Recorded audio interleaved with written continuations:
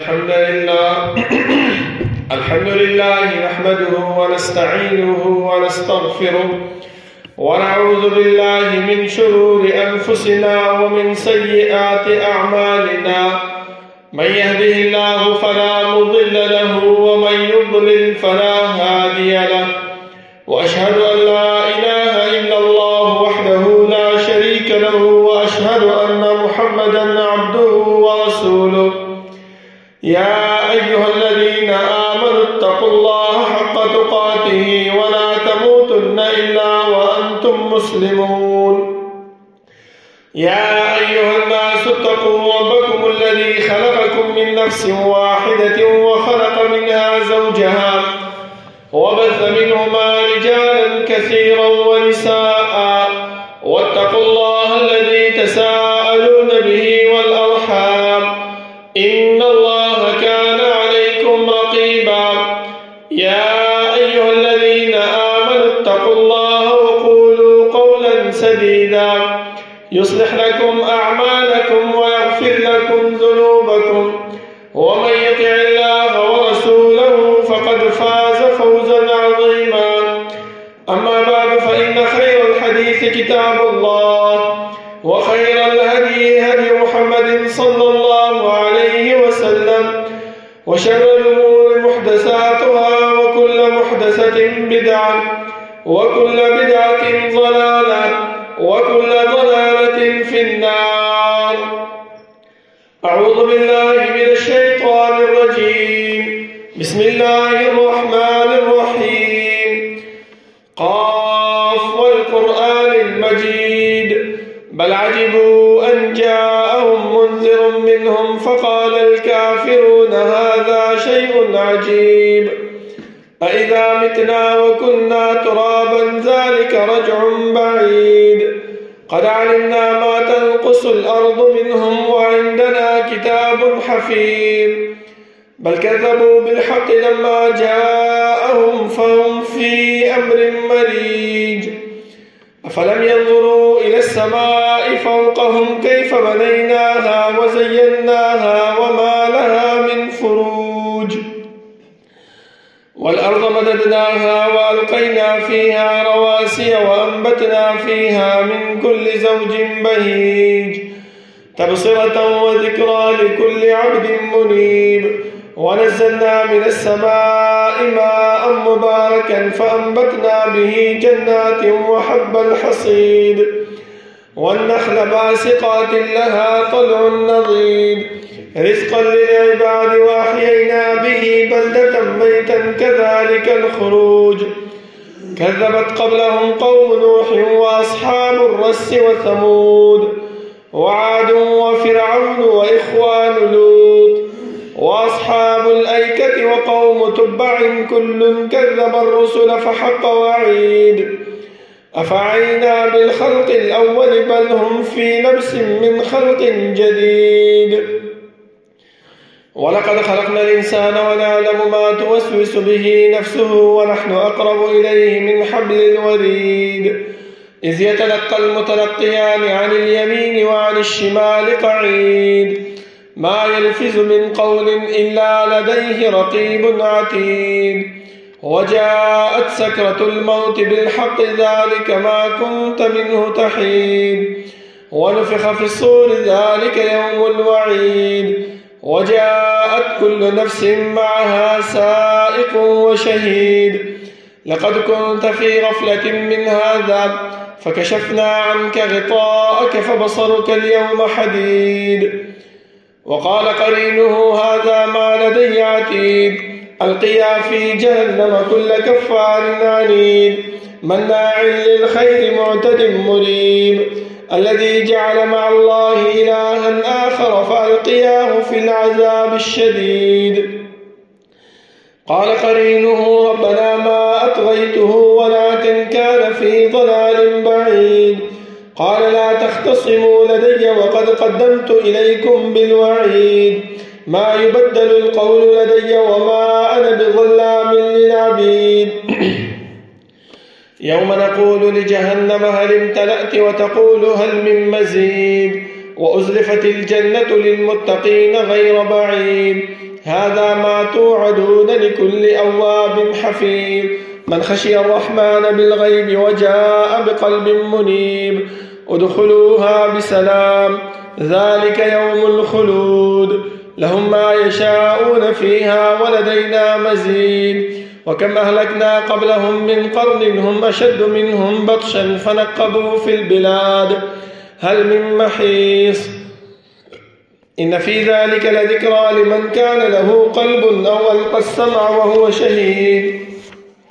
ولقد خلقنا السماوات والأرض وما بينهما في 6 أيام وما مسنا من لغوب فاصبر على ما يقولون وسبح بحمد ربك قبل طلوع الشمس وقبل الغروب ومن الليل فسبحه وأدبار السجود واستمع يوم ينادي المناد من مكان قريب يوم يسمعون الصيحة بالحق ذلك يوم الخروج إنا نحن نحيي ونميت وإلينا المصير يوم تشقق الأرض عنهم سراعا ذلك حشر علينا يسير نحن أعلم بما يقولون وما أنت عليهم بجبار فذكر بالقرآن من يخاف وعيد اللهم صل على محمد وعلى آل محمد كما صليت على إبراهيم وعلى آل إبراهيم إنك حميد مجيد اللهم بارك على محمد وعلى آل محمد كما باركت على إبراهيم وعلى آل إبراهيم إنك حميد مجيد بسم الله الرحمن الرحيم ما يلفظ من قول إلا لديه رقيب عتيد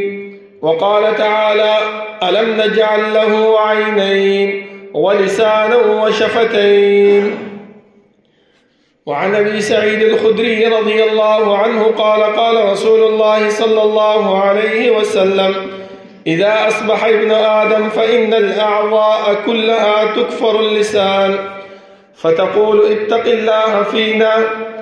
فإنا نحن بك فإذا استقمت استقمنا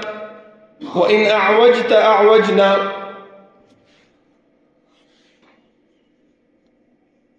دا الله رب العالمين حمد و ثناء او جناب محمد رسول الله صلى الله عليه وسلم بانی درود و سلام نبعد زما معزز و محترم الله رب العالمين چې موږ د دنیا کې پیدا کړیو نو زموږ د پیدایش مقصد هغه د الله رب العالمين عبادت او رب العالمين بندگی ده ځکه الله رب العالمين د دې خبرې د بیان لپاره د آدم علیه السلام نه نیولې تر جناب محمد رسول الله صلی الله علیه وسلم پورې انبیاء کرام راولېږل چې خپل امت او زما بندګانان د دې خبرې نه خبر کړي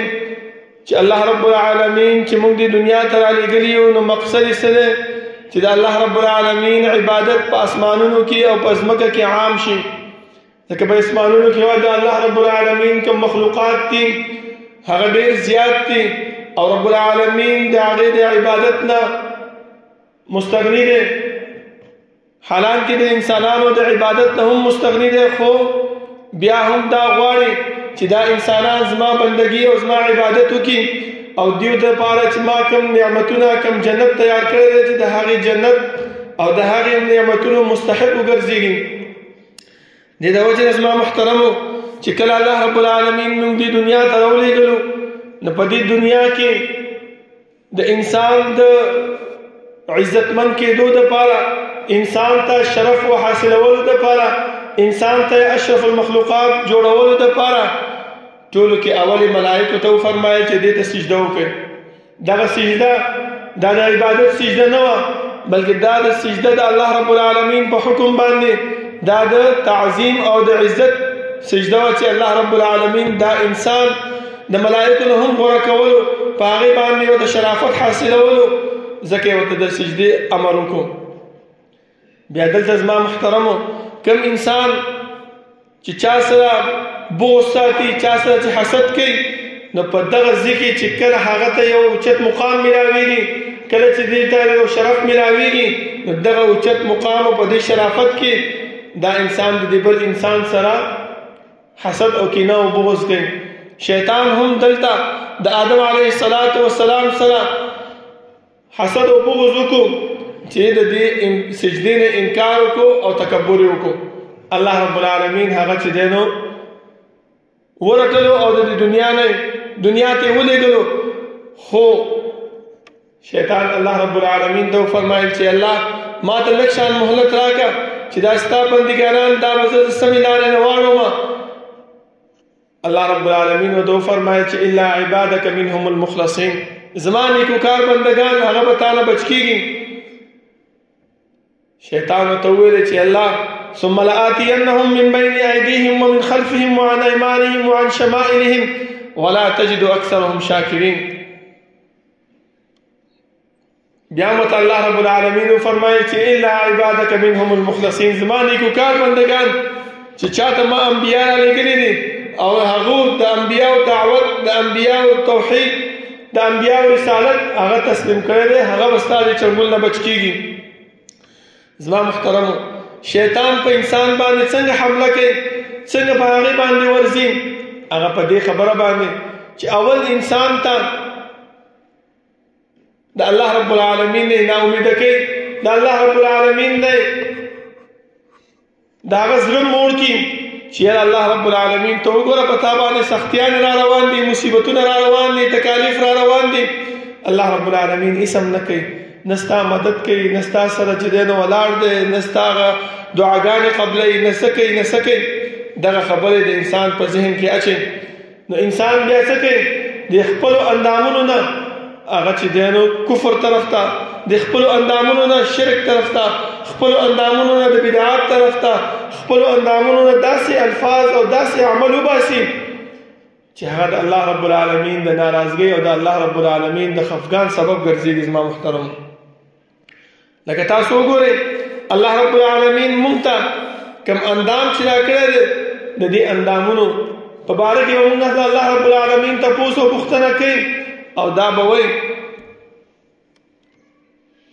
چې اندامونو حال بیان کې خبره وکړي چې په دنیا کې ما د انسان له 50 کاله 60 کاله 80 کاله عمر ورکړو، دې څنګه څنګه عملونه کړي دي، هر یو اندام به شروع شي. نو دا اندامونه به دا انسان به دې اندامونو ته وایي چې لم شهدتم علینا،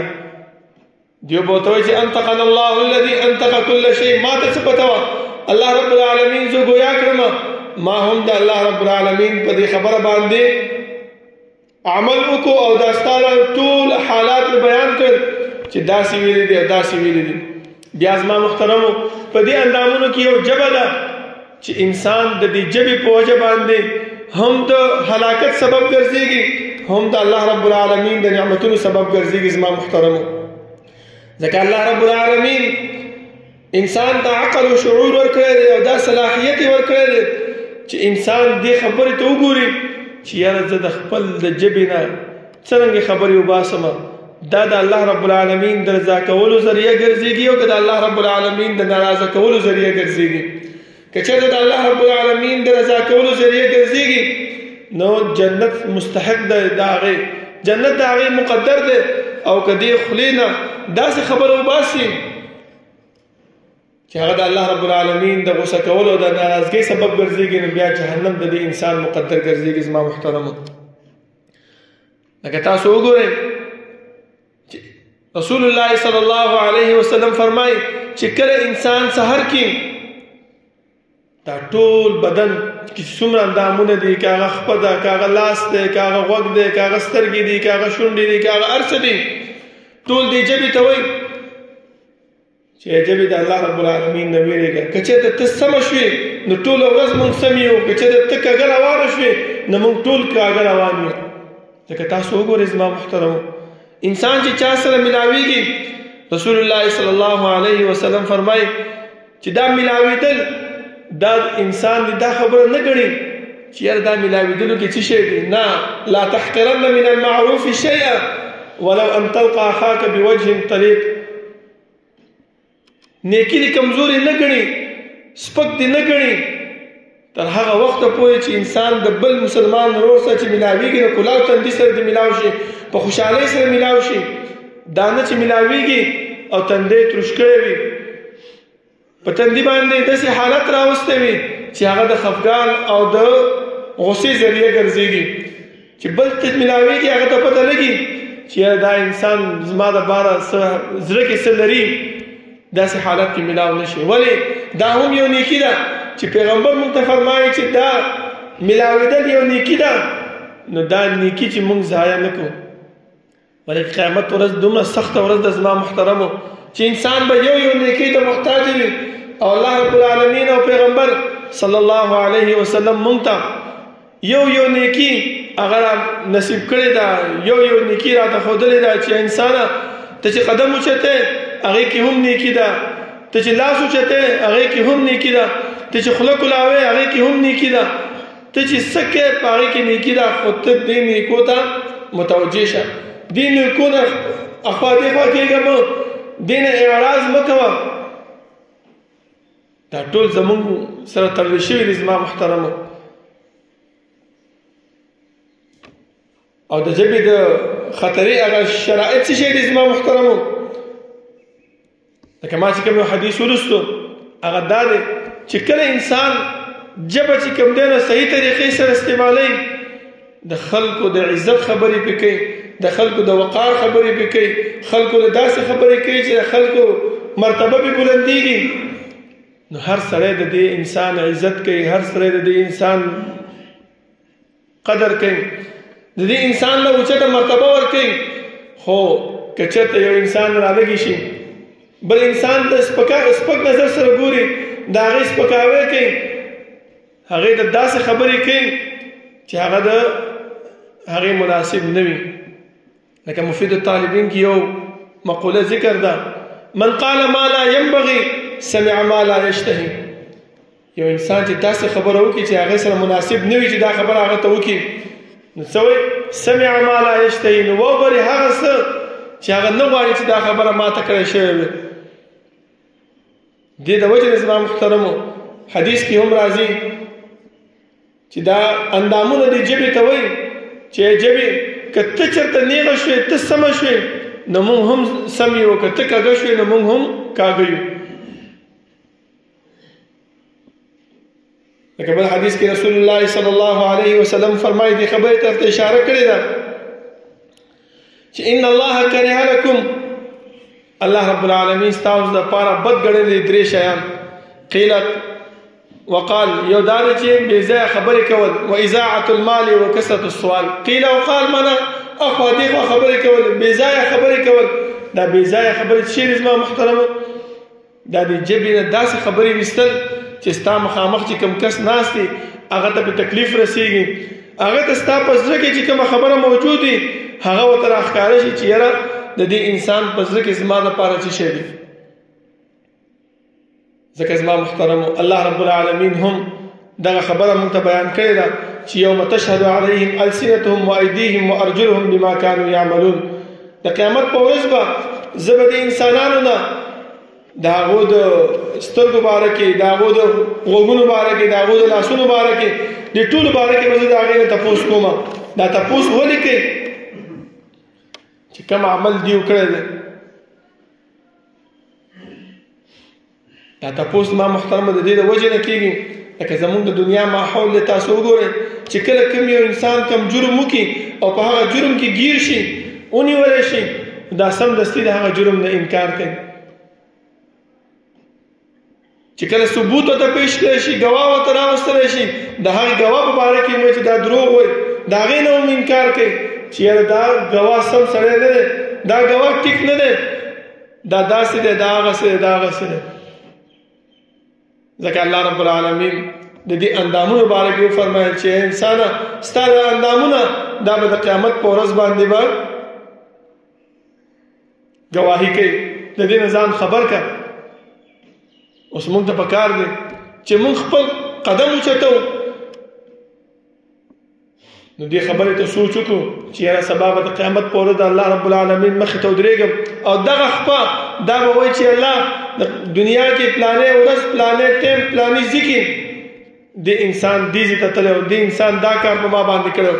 دا لاس به وایي چې الله پلانې ورځ پلانې ټیم پلانې ځي کې دې انسان په ما باندې دا کار کړی چې کله یو انسان د هغه لاسونه د هغې خپې په هغې باندې ګواهي ورکوي نو دا انسان بیا د هغې نه منکر کېدی هم نه شي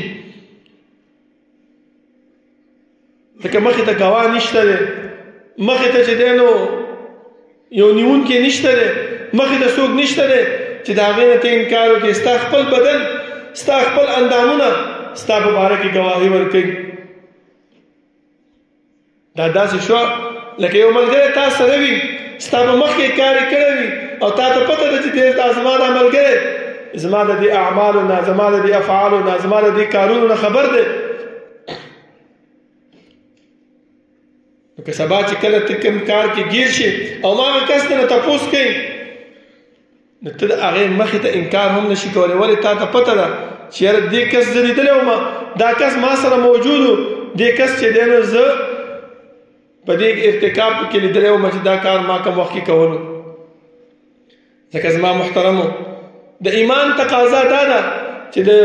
ژبې نه چې انسان کله محفوظ کېږي نو په کار هغې ته دا دی چې هغه دې څه وکړي ښه خبره د خولې نه وباسي او یا دې چې دی نو چوپ شي که ښه خبره ورسره نه وي ځکه رسول الله صلی الله علیه وسلم فرمایي من کان یؤمن بالله والیوم الاخر څوک چې په الله او په آخرت باندې ایمان راوړي فلیقل خیرا او لیصمت هغې ته دا پکار چې د خولې نه ښه خبره وباسي د نیکۍ خبره وباسي د ثواب خبره وباسي د دین خبره وباسي او یا دې چوپ پاتې شي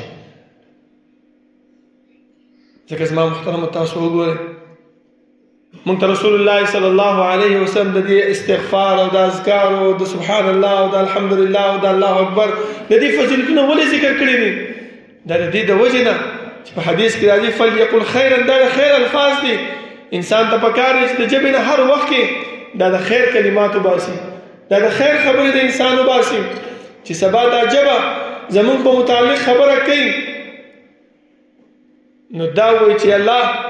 قیامت دنیا کې دې انسان زما باندې د خیر خبره کړې وه بد ردې نه وویلې کنځلې نه وکړې فحش خبرې نه وکړې سندرې نه وي ویلې بلکې استغفار یې ویلو الله سبحان الله والحمدلله یې ویلو الله دا نیکي کلمات دې چې دی نو په دې باندې ادا کړي دویم زما محترمو هغه خبرو نه اجتناب پکار دی چې کوم خبرو نه الله رب العالمین ناراضه کیږي هر چاته پته ده زما محترمه چې په کوم خبرو باندې الله ناراضه کیږي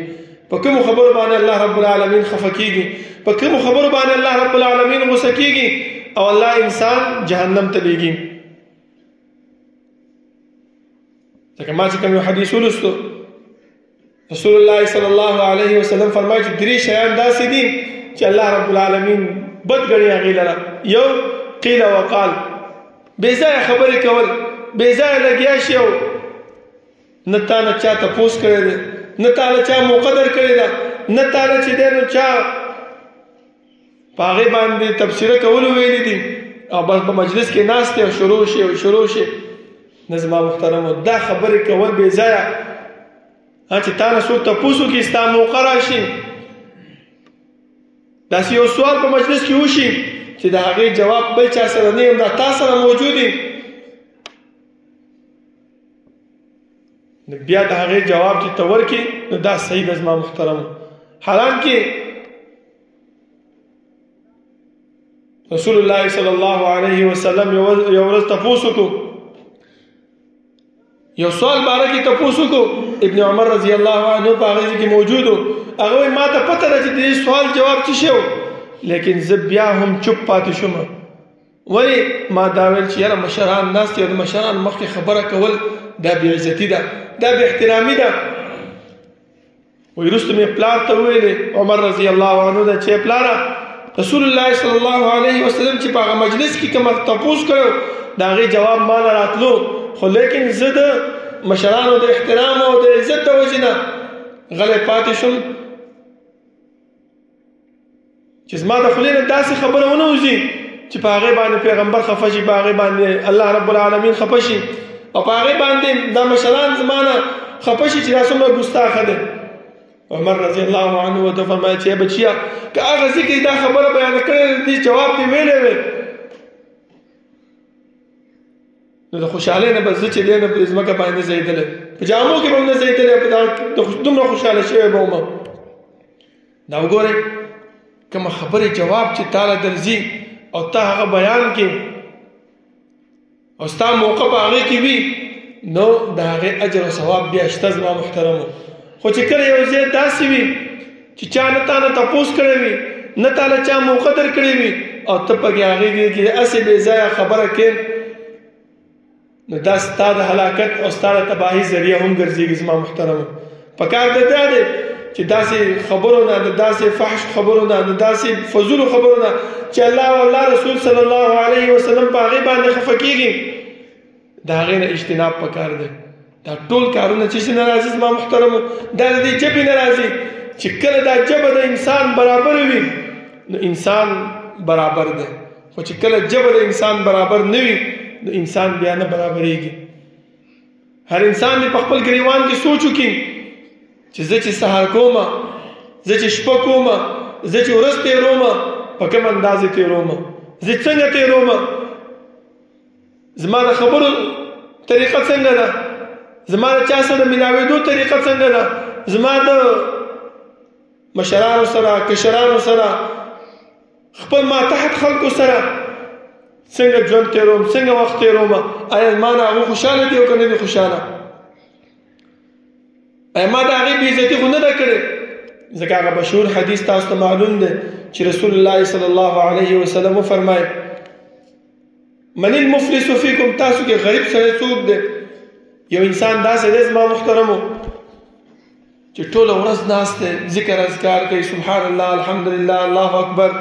قرآن کریم تلاوت کوي د سهار او د بیګۍ اذکار هم وایي خو لیکن د دې نه بل انسان خوشحاله نه دی د ده ماتحت چې کوم خلک دي هغه ته نه خوشحاله نه دي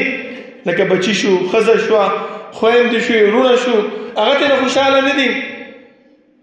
د دې د اذکار او د دې د عبادت او د دې د سبحان الله والحمدلله دا فایده نه رسېږي زما محترمو ده ته ولې د حدیث د دې باندې دلیل دی چې من المفلس فیکم تاسو کې غریب سره څوک دی صحابه وفرمایل چې چا سره پیسې نه وي درهم او دینار نه وي دا غریب سره دی که رسول الله صلی الله علیه وسلم فرمایل چې نه غریب سره تاسو کې هغه دی چې د قیامت په ورځ باندې راشي او ډېر عبادتونه یې راوړي وي او ډېرې بندګي یې راوړي وي سبحان الله هم ډېرې ویلي الحمدلله هم ډېرې ویلي او لا اله الا الله هم ډېرې ویلي او لا حول ولا قوة الا بالله هم ډېر ویلي سهار او د بیګۍ اذکار هم ډېر ویلي وي الله رب العالمین مخې ته یو ډېرې پیش کړي چې الله تا چې ماله 50 کاله 80 کاله عمر راکړی دا وګوره دومره عبادتونه مې دله کړي دي خو لیکن د هغه ځینې یو کس راپاڅېږي چې الله ما دې انسان سره کار کولو دا زما مشر و زه د دې ما تحت ومه ده زما خیال نه دی ساتلی ده زما بېعزتي کړې ده دې بې ځایه ما نه څپېړه راکړې ده دې بې ځایه ما ته کنځل کړي دي دا د څه د وجې نه زما محترمه دا د دې ژبې د وجې نه هغه اعمال به څه چلو شي الله رب العالمین به ملایکو ته ووایي چې د دې دا نیک اعمال راواله دا کم کس چې راپاڅېدلی د دې باره کې خلاف خبره کړې ده دا نیک اعمال هغه له ورکړئ ور به کړی شي بل به راپاسي بل به راپاسي بل به راپاسي تاسو سوچ وکړئ چې یو لین لګېدلی وي موږ پسې ملایک به ورته وایي چې الله دا خو خلک لا پاتې دي د ده دا نیک اعمال چې کوم وو هغه ختم شو الله به ورته وایي چې د دې د خلکو بد اعمال راوالی او د دې سړي په دې نامه اعمال کې واچوئ چې نیکي ختمه شوه وګوره دا 50 کاله 80 کاله ما عملونه هم کړي دي ما اذکار هم ویلی دی ما چې دی نو خوله مې بې ځایه نه ده خوځولې خو لیکن زما ما تحت چې کوم دي هغه زما نه چې دی نو نالان و ما نه خفه و ما نه خوشحاله نه و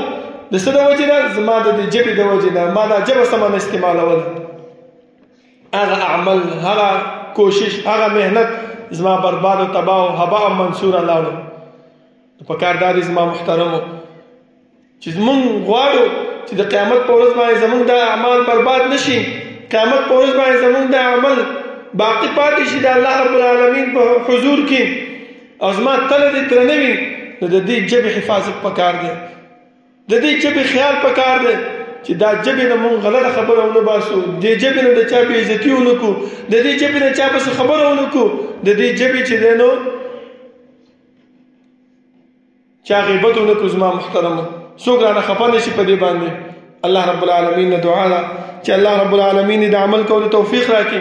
الله رب العالمین زمونږ دا ژبه په صحیح طریقو باندې استعمال کړي، هغه لاره باندې استعمال کړي چې په کوم باندې موږ نه الله او د الله رسول صلی الله علیه وسلم پرې راضي کېږي، او د خلکو د خفګان، د خلکو د شرمولو، د خلکو د حسد او د غیبت نه الله رب العالمین دې موږ وساتي. اقول قولي هذا واستغفر الله لي ولكم ولسائر المسلمين.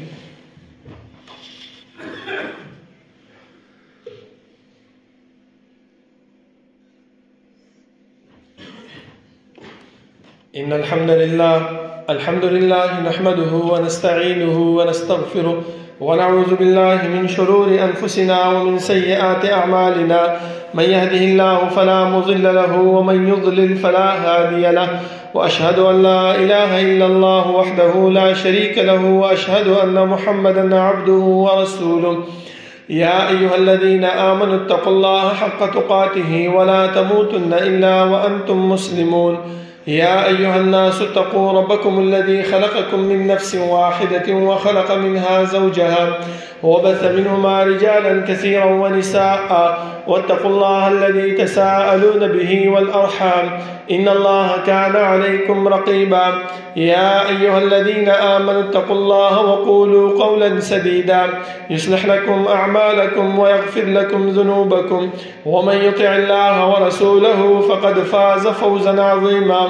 أما بعد، فإن خير الحديث كتاب الله، وخير الهدي هدي محمد صلى الله عليه وسلم، وشر الأمور محدثاتها، وكل محدثة بدعة، وكل بدعة ضلالة، وكل ضلالة في النار. زما محترمو، رسول الله صلى الله عليه وسلم فرمائے چې د دې ژبې حفاظت دا د الله رب العالمین په نسبت باندې دا انسان کامیابیږي. لکه بل حدیث کې رسول الله صلی الله علیه وسلم فرمایي چې عبد الله ابن عمر رضی الله عنه نے روایت ده چې من صمت نجا، څوک چې چوپ پاتې شو دا کامیاب شو. لکه تاسو وګورئ کوم مجلس کې چې کوم انسان ناست دی او بې ځایه خبرې نه کوي، بې ځایه چا پسې لګیا نه، هر انسان وایي چې یاره ډېر عزتمن انسان دی، یاره مور او پلار څرنګه تربیت کړی دی چې بل څومره خبرې هم کوي، دا انسان بس چپ ناست یا خبرې اوري. ځکه په دې کې دې انسان ته الله رب العالمین څه فرمایي چې کامیابی ده. او یو انسان داسې دی چې دروغ هم وایي خو څه دپاره خلک خوشحالوي، د خلکو خوشحالي د هغې مقصد وي. رسول الله صلی الله علیه وسلم فرمایي چې ویل له ویل له، هلاکت وي د داسې انسان دپاره، هلاکت وي چې پیغمبر ته هغې دپاره د هلاکت سوال کړی دی. نو ما او تاسو یو، الله رب العالمین زمونږ د دعا نه د پیغمبر دعا زر قبلوي.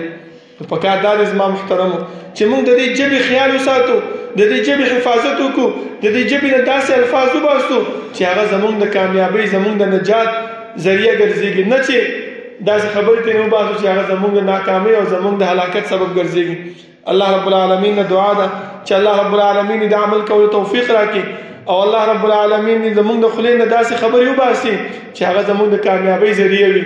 ربنا لا تزغ قلوبنا بعد إذ هديتنا وهب لنا من لدنك رحمة إنك أنت الوهاب. ربنا اغفر لنا ولإخواننا الذين سبقونا بالإيمان ولا تجعل في قلوبنا غلا للذين آمنوا ربنا إنك رؤوف رحيم. ربنا لا تؤاخذنا إن نسينا أو أخطأنا ربنا ولا تحمل علينا إصرا كما حملته على الذين من قبلنا ربنا ولا تحملنا ما لا طاقة لنا به واعف عنا واغفر لنا وارحمنا أنت مولانا فانصرنا على القوم الكافرين. صفونا برابر